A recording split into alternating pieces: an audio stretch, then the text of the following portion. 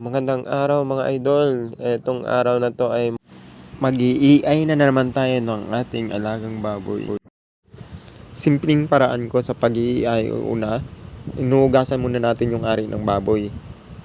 Tapos pinupunasan ng malinis na basahan, tissue or with wipes. I-AI na natin kasi standing heat na siya. Meron pa rin yung dalawang paraan para ma-determine na standing heat na yung ating baboy. Una, riding the back test, ang pagsakay sa hulyang bahagi ng baboy. Pangalawa, yung hands pressure test, ang pagpisil sa likurang bahagi ng ating baboy. At ang ganitong test ay karaniwang yung sinasagawa sa umaga sa hapon kung kailan malamig ang panahon. Pero sa akin ay gumagamit lang po ako ng clip para as if na may barakong nakapatong sa likod. Sa pagpasok ng catheter, kailangan ay umiikot ang catheter sa counterclockwise na direksyon. Kapag naipasok na ang catheter sa ari ng ating baboy, dahan-dahan natin itong hinahin konti. Kung ramdam mo na mahigpit na ang catheter sa loob ng ari ng baboy, pwede na nating ilagay ang bote ng simin. Para po hindi masakit sa inahin na. Maglagay lang tayo ng konting pampadulas. So ayun na, at ilagay na natin yung bote ng similya sa dulo ng catheter. Huwag masobrahan ng pisil, mag-overflow din. Pisilin natin konti para dumalo yung kasi minsan hindi sa liit ng butas ng hindi po makakapasok agad-agad yung similya.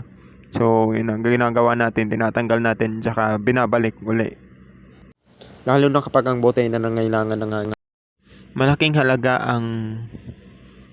malaking silbi ng clip na to kung marami tayong inahin. Pwede natin kasing iwanan, i-clip lang natin. Kasi may holder to may stick yun, punta dun sa dulo niya, yung nag-hold ng bottle ng similya. At di na natin kailangang hawakan kagaya nito. Pwede na nating iwanan, lalo na pag maraming inahin, mas mapadali yung ating pag-i-AI. At gagalawin po natin ng paunti-unti yung ating clip sa likod niya. Arosh, nabitawan. Sa hindi pa nakapag-subscribe, please subscribe and hit the notification bell para updated kayo sa susunod nating video. Ayun na, tapos na tayo. Ubos na yung similya.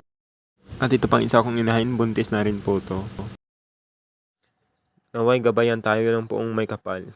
At ito rin pala yung isa ko pang hinain, buntis na rin po to.